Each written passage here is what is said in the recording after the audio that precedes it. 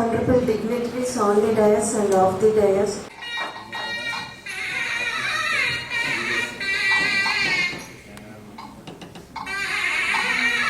My humble pranams to His Lordship Honorable Sri Justice Suresh Reddy Garu in his absentia, Judge High Court of Andhra Pradesh, Amravati, Administrative Judge, Chittoor District, and ex-officio chairperson for the workshop. His Lordship, due to his pre-occupant programs out of best interest in the institution and the officers working in this unit, and to complete the pending workshop scheduled in our district, with kind heart permitted me to conduct this workshop, for which I am thankful to His Lordship on my behalf and on behalf of the District Judiciary Chittoor. We are blessed to have such a kind of personality who always sees the interest of the institution as an administrative judge of our district Chittoor. The presence of Honorable District Judges retired, namely Sri S. Jagannathan Garu, Sri K.P. Balaji Garu, as resource persons for today's workshop, gives us an immense pleasure to gain expertise knowledge on the subjects from them.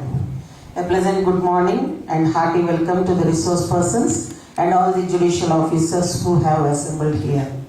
I thank on behalf of the District Judiciary Chittoor to the resource persons for having accepted to be so. The Honorable High Court of AP pleased to conduct this workshop with an award objective, thus I quote, to equip the judicial officers with sound knowledge in law, substantive as well as procedural, and in such other faculties as may be felt necessary from time to time, to enable them to discharge their functions confidently and efficiently, and to maintain high degree of rectitude. Whether are there any remedies open or available to a party when one of these two or both of them are coming in the way of a claimant? I really appreciate the efforts made by the judicial officers in preparing paper presentation for the workshop. No doubt their presentations will be informative and inspiring. I exhort all the judicial officers assembled here to take cue from the insights to be given by the resource persons, to confabulate with them by raising the meaningful doubts and interaction. I request all the officers to see that the workshop be not on one-sided, but there should be some fruitful and useful discussions by way of active interaction by the participants without being mute spectators. To conclude, I would like to share that our Lordship has guided me immensely and meticulously to conduct this workshop, and this shows His Lordship's zeal to guide all the officers in the unit to equip ourselves befitting to the objective for which the workshop is being conducted. Without any further ado, let us start the session. Thank you, one and all. Madam Sarita Garu, Jagannathan Garu, other learned district judges and other judges assembled here. A very good morning to all of you.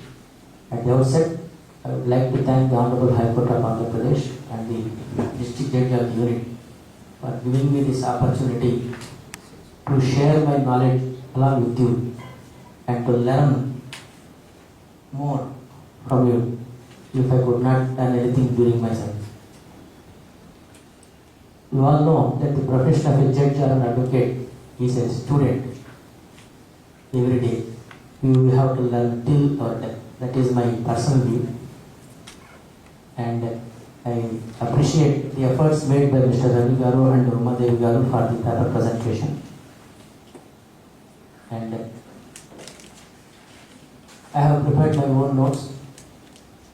Initially I was directed to prepare on only 2 topics, and about 4 or 5 days back I was prepared to prepare on the first point also, as previous resource person Srinivas Rao was transferred. Therefore I was compelled to prepare on the first issue also. And I begin with a caveat that if I fall short of the standards, I may be excused. As already spoken to by the Honorable District Judge and Mr. Ravi Garu, law of limitation is a procedural law. It is not a substantive law. It only bars the